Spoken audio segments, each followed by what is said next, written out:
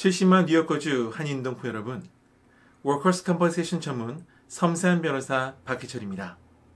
오늘은 저희 변호사들이 보험사와 어떤 쟁점에서 다투며 판결의 기준은 무엇인지에 대해서 소개해드리겠습니다. 그 전에 청구인이 꼭 아셔야 할 워커스 컴퍼세이션 시스템의 특징 두 가지가 있습니다.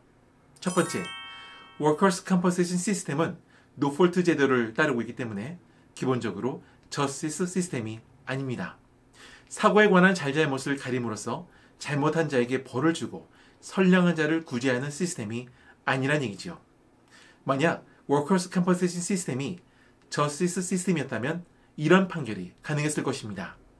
청구인의 사고에 관한 과실이 고용주에게 80% 인정되므로 고용주 쪽 보험사는 치료비와 배상을 80% 책임질 것. 그러나 직무 관련 사고는 과실을 따질 필요가 없습니다. 두 번째, 워커스 컴퍼세이션 시스템은 철저히 견제와 균형의 원칙을 따르고 있습니다. 이 말은 워커스 컴퍼세이션 보험법이 치료와 보상에 관한 청구인의 주장을 일방적으로 편드는 시스템이 아니란 뜻이기도 합니다. 미국의 모든 법 체계가 그러하듯 워커스 컴퍼세이션 보험법 역시 사고 당사자 양쪽의 입장을 모두 들어본 후 주요 안건들을 처리해 가도록 설계되어 있습니다. 이 시스템에 대해 불만을 토로하시는 제 클라이언트들 중 많은 분들이 선량한 피해자 의식을 갖고 계신 것 같습니다. 나는 잘못 하나 없이 다친 선량한 피해자일 뿐인데 왜 내 뜻대로 치료가 안 되고 왜 내 뜻대로 보상이 이루어지지 않는가 하는 불만이신 것이지요. 노폴트 제도를 따르며 견제와 균형을 원칙으로 하는 워커스 컴퍼세이션 보험법.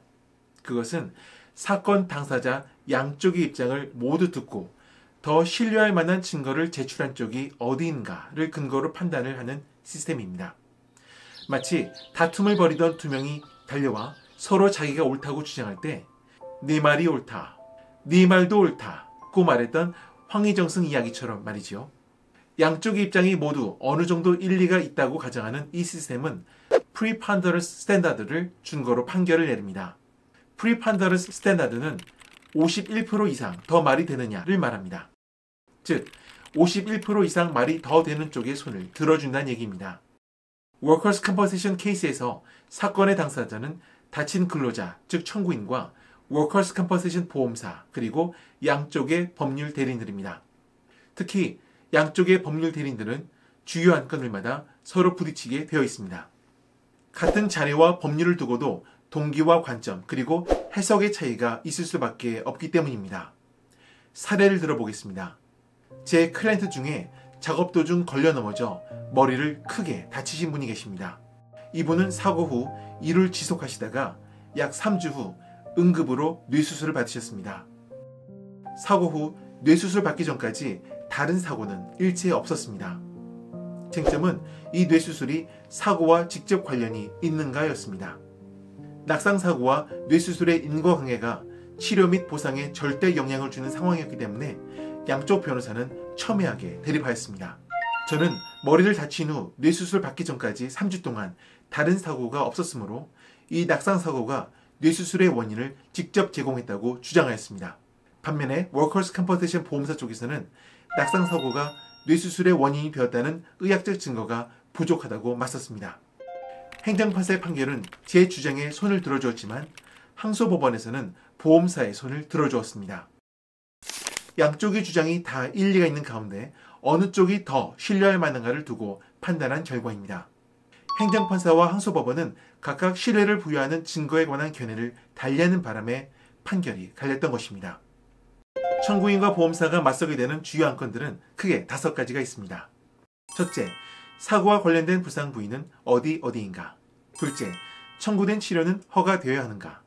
셋째, 근로자가 사고 후 일을 못하고 있다면 그 이유는 사고로 인한 부상과 직접적인 관계가 있는 것인가? 아니면 다른 이유가 있는가? 넷째, 일정 치료 후에 남아있는 영구적 부상이 있는가? 다섯째, 보상액은 얼마가 책정되어야 하는가가 그것입니다. 이 5가지 안건들에 대해서 저와 같은 청구인 쪽 변호사와 보험사 쪽 변호사는 항상 대립하기 마련입니다. 같은 증거를 두고도 견해 차이가 일어나는데 서로 다른 증거를 갖고 있을 경우에 그 다툼은 더 치열해지곤 하지요. 이 5가지 안건들은 모두 의료 전문가의 소개를 필요로 합니다. 청구인은 자신의 의사, 카이로프랙터, 심리학자 등으로부터 의학적 소견을 받는데 의료 전문가들이 청구인을 대신하여 워커스 컴퍼센세이션 법원과 보험사에 필요한 치료를 신청합니다. 여기서 소견이란 말에 주목할 필요가 있습니다. 영어로 medical opinion인데 주장과 크게 다르지 않습니다. 다만 의학적 소견은 고도의 지식과 임상 경험을 근거로 하는 주장이란 점에서 일반인의 그것과 차이가 있을 뿐이죠. 청구인적 의료 전문가들은 사고가 일어난 경위, 청구인이 호소하는 증상, 신체 검사, MRI, CT, 엑스레이 등 관련 진단 검사를 종합적으로 고려하여 그분들이 신청하는 치료의 의학적 필요성을 입증하여야 하는데요. 보험사는 이러한 치료 신청에 대해 자체 검증한 후 그 신청을 받아들이거나 거절합니다. 보험사의 이런 검증 시스템은 자의적인 것이 아니라 워커스 컴퍼센세이션 보험법에서 제시하는 메디컬 트리트먼트 가이드라인을 기준으로 해야 합니다.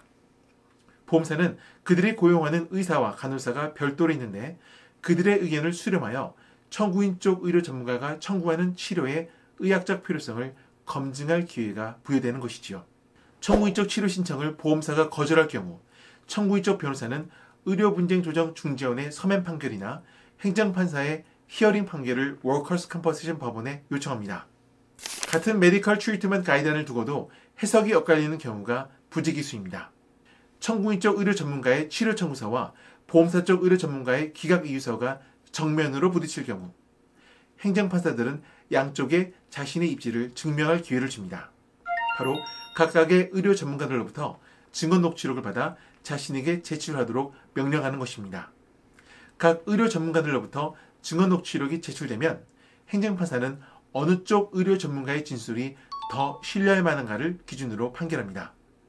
증언 녹취록에는 치료 청구서 혹은 기각 이유서에 다 담아지지 않았던 각 의료 전문가의 방어 논리가 속속 드러납니다.